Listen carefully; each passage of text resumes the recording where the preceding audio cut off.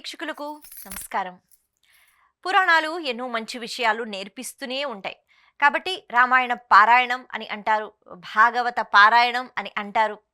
తెలిసిన కథలే అయినా మళ్ళీ మళ్ళీ చదువుకోవాలి అని అంటారు. ఎన్నో యుగాల నుంచి ఇలా ఈ ప్రయత్నం ప్రతి ఒక్కరం చేస్తూనే ఉన్నాము. తెలిసిన కథే కదా, మళ్ళీ ఏం చదువుకుంటాం రామాయణం అని అనకుండా, భాగవతంలో శ్రీకృష్ణ పరమాత్మ యొక్క అద్భుతమైన లీలలు మళ్ళీ మననం చేసుకోకుండా మనం ఉండలేము. ఎందుకు అంటే వాటిలో దాగి ఉన్న విషయాలు మన జీవితంలో మనకి పాఠాలుగా ఉంటూ ఉంటాయి. అందుకే కథలు తెలిసినా ఒక్కసారి మననం చేసుకుంటే మనసు ఎంత మంచి గురించి ఆలోచిస్తే ప్రశాంతతను పొందుతుంది. ఎంత ప్రశాంతతను పొందితే అంత మంచిగా ప్రవర్తిస్తుంది. మనసు మాట మనం వింటూ ఉంటాం, మన మాట మనసు వినదు. కాబట్టి మనసు మంచి ఆలోచనలు చేస్తే, మనం మనసు మాట వింటే మనకొచ్చిన కష్టం ఏమీ లేదు. అలాగే మన వల్ల అవతల వాళ్ళకి కూడా ఎప్పుడూ నష్టం జరగదు. అందుకే పురాణాలు అన్నవి తెలిసిన మరొక్కసారి చదువుకుంటూ మరొక్కసారి వాటి గురించి మననం చేసుకోవడం వల్ల మనం ఎన్నో లాభాలను పొందుతాం. ఈరోజు మనం ఒక మహానుభావుడి గురించి మాట్లాడుకుందాం. ముఖ్యంగా భాగవతంలో అక్రూరుడు అనే ఒక పాత్ర గురించి ఈరోజు మనం మాట్లాడుకుందాం. అంటే భాగవతంలో ఈ అక్రూరుని యొక్క ప్రస్తావన వస్తుంది. అక్రూరుడు అంటే కంసుని యొక్క రాజ్యంలో ఉన్న ధర్మాత్ముడు. మనం మనిషి గురించి మాట్లాడాలి అంటే, వాళ్ళకున్న స్థాయి గురించి మాట్లాడాలంటే, నేడు ఉపాధులు చాలా ఉన్నాయి. ఎవరు అంటే ఒక ఐఏఎస్ అనో, ఒక ఐపీఎస్ అనో, లేకపోతే ఒక చక్కని గురువనో, ఏదో ఒకటి. అంటే ఉపాధి బట్టి మనం వెంటనే ఆ మనిషి ఏంటి అన్నది చెప్పేస్తూ ఉంటాం పక్కన. కాకపోతే అప్పట్లో మనిషి అన్నవాడు ఏ రకంగా చూస్తూ ఉండే, ధర్మాత్ముడు, ధర్మాన్ని పాలించేవాడు అంటే ఒక అద్భుతమైన స్థాయిలో ఉన్నవాడు అని అర్థం అన్నమాట. నేడు కేవలం చదువుకి సంబంధించి, ఉపాధికి సంబంధించి గుర్తింపు ఉంది, కానీ ధర్మానికి సంబంధించి ఉండడం చాలా కష్టం. ఎందుకంటే ఎంత చదువుకున్నా, ఎంత పెద్ద ఉద్యోగంలో ఉన్నా, ఎంత సంపాదించినా చక్కగా ధర్మ పాలన అన్నది చాలా కొద్దిమంది చేస్తూ ఉంటారు. కాబట్టి ధర్మంతో ముడిపడి ఉన్న ఆ స్థాయి కలియుగంలో ఇప్పుడు మనకి దక్కడం చాలా కష్టం. అక్రూరుడు ధర్మాత్ముడు అంటే ఎలాంటి పరిస్థితిలో అయినా ధర్మాన్నే పాటిస్తూ ఉండేవాడు. శ్రీకృష్ణ పరమాత్మ అని కాదు, ఆయనకి శ్రీ మహావిష్ణువు అంటే చాలా ప్రీతి. శ్రీ మహావిష్ణువుని అంతటా చూస్తూ ఉండేవాడు. మాకు కూడా భగవంతుడు అంటే ఇష్టం కదా అని మనం అనుకుంటూ ఉంటాం, నిజం. కానీ పూజా మందిరంలోనో, ఆలయానికి వెళ్ళినప్పుడో, తీర్థయాత్రలు చేసినప్పుడో, ఒక పవిత్రమైన నదిలో మునక వేసినప్పుడో భగవంతుడు గుర్తుకొస్తూ ఉంటాడు. ఇంకా చెప్పాలి అంటే, అన్ని కష్టాలు వచ్చి ఒక్కసారి మీద పడితే అన్ని దేవుళ్ళు మనకి అలాగా గుర్తుకు వస్తూనే ఉంటారు. కానీ అలా కాదు, అంతటా భగవంతుణ్ణి చూస్తూ ఆనందించగలగడము.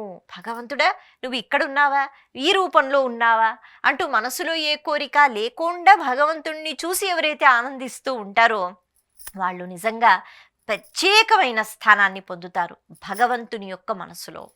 అందుకే అక్రూరుడికి సంబంధించి ఒక మాట కూడా చెప్తారు. కంసుడు అక్రూరుణ్ణి పంపిస్తాడు. దేనికి అంటే, అప్పటి వరకు ఎంతోమంది రాక్షసుల్ని పంపించి నానా రకాలుగా ప్రయత్నాలు చేసిన, ఒక ఎద్దు రూపంలో, ఒక ధేనువు రూపంలో, ఒక కొంగ రూపంలో, ఒక పెద్ద బ్రహ్మరాక్షసి రూపంలో, పాము రూపంలో ఆఘాసురుడు అని అంటూ ఉంటారు కదా. ఇలా రకరకాల ప్రయత్నాలు, ఏ రూపం మార్చుకుని ఎంత భయంకరంగా వచ్చినా చిన్ని కృష్ణుడు చేసిన అద్భుతమైన లీలలకు అంతమంది చనిపోయారు. మనకి తెలుసు భాగవత లీలలు. అయితే మరి ఇక చంపటం కుదరట్లేదు కదా, నేరుగా నేనే చంపేస్తాను, ఇంక ఎవరిని పంపిస్తే ఏం లాభం అని చెప్పి కంసుడు అక్రూరుణ్ణి పంపిస్తాడు బృందావనానికి. కారణం ఏమిటి, అక్కడ మీ మేనమామ పిలుస్తున్నాడు, ఒక ప్రత్యేకమైన యాగం చేస్తున్నాడు, కాబట్టి ఆహ్వానిస్తున్నాడు అనేటట్టుగా నువ్వు వెళ్ళి చెప్పాలి. ఇప్పుడు కృష్ణుడు బలరాముడు ఇద్దరు వస్తే, వాళ్ళిద్దరూ వస్తే ఎంతసేపు, పిల్లలు కదా, వాళ్ళని చంపేస్తానని కంసుడు అనుకున్నాడు. సరే, ఇప్పుడు ఈ విషయం తెలుసుకున్న వెంటనే అక్కడ జరగబోయేది ఏమిటి అంటే ప్రమాదము. కానీ కృష్ణుడు అంటే చాలా ఇష్టం అక్రూరుడికి. కారణం ఏమిటి, ఆయన ధర్మాత్ముడు, ఎవరైతే ధర్మపాలన చేస్తారో వాళ్ళంటే బాగా ఇష్టం. అయితే ఇప్పుడు అనుకుంటాట, మరి ఈ ఘోర పాపానికి నన్ను ఉపయోగించుకుంటున్నాడా, నేను వెళ్ళి పిలవాలా? కానీ ఏదో తెలియని ఆనందం మనసులో, ఏదో ఒక రకంగా నేను కృష్ణుడిని కలుస్తాను. కృష్ణుడు ఒక్కసారి వస్తే తనకి తెలుసు కృష్ణుడిపై ఉన్న నమ్మకం. ఎంతో మంది రాక్షసుల్ని అవలీలగా చంపేశాడు, అందరూ చెప్పుకుంటున్నారుగా. అదేదో చాటుమాటున చెయ్యలేదు, అందరి ముందే ఆ రాక్షస సంహారం అన్నది శ్రీకృష్ణుడు చాలా చిన్న వయసులోనే చేసుకుంటూ పోయాడుగా. అందరికీ ఆశ్చర్యమే. కాబట్టి అక్రూరుడు అనుకుంటాడు, నాకు నిజంగా ఒక మంచి అవకాశమే భగవంతుడు ఇచ్చాడు. ఎందుకు అంటే, ఈ పేరుతోనైనా నేను వెళ్ళి శ్రీకృష్ణ పరమాత్మని చూడటమా, ఆయనతో మాట్లాడటమా, అసలు ఆయన్ని నేను కూర్చోబెట్టుకుని ముల్లోకాలను ఆయన నడిపిస్తూ ఉంటారు కదా, ఆయనే కదా రథసారథి. అంటే శ్రీ మహావిష్ణువు రూపంలో చూస్తున్నారు కాబట్టి స్థితికారకుడు. మనం లేచిన దగ్గర నుంచి రాత్రి పడుకునేంత వరకు, మనం పుట్టిన దగ్గర నుంచి అంటే తుదిశ్వాస విడిచిపెట్టి వెళ్ళిపోయేంత వరకు మనలో ఉన్న ప్రతి కదలికకు సాక్షిగా ఉంటూ ఆ కదలిక అన్నది ఏర్పడడానికి కారణమైన శ్రీ మహావిష్ణువు అనే భావనతో చూస్తున్నాడు. కాబట్టి ఆయన అనుకుంటున్నాడు, అన్ని లోకాలను ముందుకు నడిపించగలిగిన సారథి ఆయనను నేను నా రథంలో కూర్చోబెట్టుకుని నేను సారథిగా ఉంటూ ఆయనను తీసుకుని వెళ్ళటమా, ఎంత అదృష్టం కదా అని అనుకున్నట్ట. ఇది భగవంతుణ్ణి పొందడంలో ఉన్న ఆనందం. భగవంతుడు ఎక్కడ లేడు, అంతటా ఉన్నాడు. కాకపోతే మన కోరికలతో మనం కేవలం భగవంతుణ్ణి ఒక కోరికలు తీర్చే ఒక స్వరూపంగా భావిస్తూ ఉంటాం. కానీ అక్రూరుడి ప్రేమ అలా కాదు.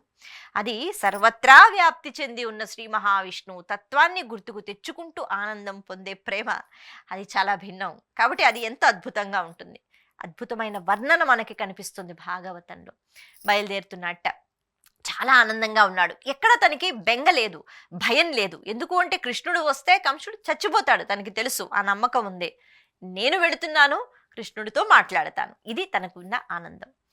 అయితే తను బయలుదేరాడు. ఇక బృందావనానికి దగ్గరలో ఉంటున్నప్పుడు తను అంతటా ప్రకృతిని చూస్తూ చాలా ఆశ్చర్యపోయి, ఎంత భిన్నంగా ఉంది కదా ఇక్కడ ప్రకృతి. కారణం ఏమిటి అంటే, ఇక్కడికి దగ్గరలో శ్రీకృష్ణ పరమాత్మ ఉంటున్నాడు. ఎంత బాగుంది కదా, ఎంత ప్రశాంతంగా ఉంది కదా. భగవంతుని యొక్క ఆ అద్భుతమైన అంటే పదార్థము అక్కడ ఉంది అంటే ఆ చుట్టూ ఉన్న భావం మారిపోతూ ఉంటుందట. చెడు ఎక్కడ ఉంటుందో ఆ చుట్టుపక్కల అంతా చెడు ప్రభావం ఎక్కువగానే ఉంటుంది. మంచి ఎక్కడ ఉంటుందో మంచి ప్రభావం కూడా చుట్టుపక్కల ఉంటూ ఉంటుంది. అలా మురిసిపోయాట. ఇక బృందావనం వచ్చేటప్పటికి, అంటే ఆ ఊరిలోకి వచ్చేటప్పటికి ఒక్కసారిగా ఆ మట్టిని చూస్తూ, ఇక్కడే కదా చిన్ని చిన్ని పాదాలతో శ్రీకృష్ణ పరమాత్మ తిరుగుతూ ఆడుకుంటూ ఎంత ఆనందాన్ని అనుభవిస్తూ తాను ఆనందాన్ని పంచిపెడుతూ అని మురిసిపోయి, ఇక్కడ నేను రథంలో వెళ్ళవచ్చా, ఈ భూమిని అలా రథంపై నుంచి నేను వెళ్ళి దాన్ని అవమానించొచ్చా, ఇక్కడ కృష్ణుడు తిరిగాడు అని చెప్పి వెంటనే రథం దిగిపోయాట. ఇక ఆ పాదరక్షలు ఏవైతే వేసుకున్నాడో కాళ్ళకే అవి విప్పేశాట. ఇక భాగవతంలో ఒక శ్లోకంలో అయితే మనకి ప్రత్యేకంగా చెప్తారు, అంటే శ్రీకృష్ణ పరమాత్మ ఇలా వెళుతూ ఉంటాడు, ఆవుల్ని పట్టుకుని ఇప్పుడే వెళ్ళి ఉంటాడు, ఆ గోధూళి అన్నది ఇప్పుడు నాకు ఇంకా దాని స్పర్శ అన్నది ఉంది అని మురిసిపోయి అక్కడ కింద ఆ మట్టి మీద దొల్లేట కాసేపు అక్రూరుడు. కారణం ఏమిటి అంటే, కృష్ణుని యొక్క స్పర్శ, పాద స్పర్శ ఆ మట్టిలో ఉంది, అది మొత్తం నా శరీరానికి అలా అంటుకోవాలి అనేటట్టుగా చెప్పులు విప్పేసి చక్కగా కాసేపు ఆ మట్టి మీద దొల్లి ఇప్పుడే కృష్ణుడు ఆవుల్ని తీసుకుని అటుగా వెళ్ళుంటాడు కదా, ఆ గోధూళి అన్నది కనిపిస్తోందని మురిసిపోతున్నాడు. అంటే ప్రతి పదార్థంలో శ్రీకృష్ణ పరమాత్మ యొక్క అనుభూతిని పొందుతూ మురిసిపోతున్నాడు. ఆ ఆనందం వేరు. అది మనం మాటల్లో చెప్తే బహుశా మనకి అర్థం కాకపోవచ్చు కను, అంటే ఆ స్థాయికి వెళ్ళి దాన్ని ఆస్వాదించగలగాలి. అటువంటి మహాభక్తుడు అక్రూరుడు. అయితే తర్వాత మళ్ళీ నడుచుకుంటే వెళ్తున్నాడు, చూస్తున్నాడు, ప్రతి ఒక్క వృక్షాన్ని చూస్తున్నాడు, ఒక రాయిని చూస్తున్నాడు. ఏం అదృష్టము, ఈ రాళ్ల మీదే కాళ్ళు పెట్టి ఉంటాడు కదా, ఈ వృక్షాల కింద కూర్చుని ఉంటాడు కదా, ఈ ధూళి మీదే వెళ్ళి ఉంటాడు కదా, ఎంత పుణ్యం చేసుకున్నా ఈ పదార్థాలు అని మురిసిపోతున్నాడు. మురిసిపోయి చివరికి ఇంటి దాకా వెళ్ళి శ్రీకృష్ణ పరమాత్మను చూసి, ఆ నందవ్రజంలో నందుడి ఇల్లు అంటే ఎవరికి తెలీదు, అందరికీ తెలుసు. నందుడు పిలిచి చక్కగా మర్యాదలు చేస్తున్నాడు, ఆ మర్యాదలు పొందుతున్నాడు. కానీ కృష్ణుణ్ణి శ్రీ మహావిష్ణువులా చూసుకుంటున్నాడు. చెప్పాడు. ఇలా మీ మేనమామ ఆహ్వానించారు కాబట్టి మీరు రావాలి అంటే కృష్ణుడు, బలరాముడు ఇద్దరూ బయలుదేరారు. బృందావనంలో ఎవరికీ ఇష్టం లేదు పంపించటం. కానీ కృష్ణుడు మాత్రం ఆయనకి తెలుసు ఆయన వెళ్ళాలి. రాబోయే విషయం ఏమిటి అంటే జరగబోయేది ఏమిటి ఆయనకి తెలుసు. కంస సంహారం అన్నది జరగాలి. అక్కడ ఉన్న తన తల్లిదండ్రులు ఎవరైతే ఉన్నారో వాళ్ళని రక్షించుకోవాలి. ఈ బాధ్యతలన్నీ స్వీకరించాలి కాబట్టి సమయం వచ్చింది. ఆయన వెళ్ళారు. ఇక్కడ కూడా ఆ రథం ఎక్కించుకున్న తర్వాత అక్రూరుడు ఆనందిస్తున్నాడు. ప్రతి ఒక్క అనుభూతిని ఆనందిస్తున్నాడు. కృష్ణుడు ఎక్కాడు. మళ్ళీ అదే ఆలోచన, ముల్లోకాలను నడిపించిన కృష్ణ పరమాత్మను నేను తీసుకుని వెళుతున్నాను. మురిసిపోయాట. ఇంత భావనతో ఉన్న వాళ్ళకి పరమాత్మ ఎక్కడ కనిపించడు, అంతటా కనిపిస్తాడు అన్నదానికి కూడా ఒక నిదర్శనం. ఒక దగ్గర ఆగారు, యమునా నది దగ్గర. ఎందుకంటే సంధ్యావందనం చేసుకోవాలి. అక్రూరుడు అంటాడు, మీరు ఇక్కడే ఉండండి, నేను ఒక్కసారి సంధ్యావందనం చేసుకుని వస్తాను. గబగబా యమునా నది లోపలికి దిగి వెళితే అక్కడ లోపల మునక వేసినప్పుడు శ్రీకృష్ణ పరమాత్మ శ్రీ మహావిష్ణువులాగా పాల సముద్రంలో వైకుంఠంలో ఎంత అద్భుతంగా ఆదిశేషువు పైన ఆ పాన్పుగా వహించి అలా చక్కగా పడుకుని ఉంటాడో అలా దర్శనమిచ్చారట. మనకి చెప్తారు, ఇంత అద్భుతమైన దర్శనం ఇక ఏ భక్తుడికి ఎప్పుడూ స్వామి ఇవ్వలేదట. విష్ణువుగా కనిపిస్తే చక్కగా శంఖము, చక్రము, గద, పద్మము పట్టుకుని అలా ఉండటం తప్పితే రాముడిగా ఉంటే రాముడిగా, కృష్ణుడిగా ఉంటే కృష్ణుడిగా.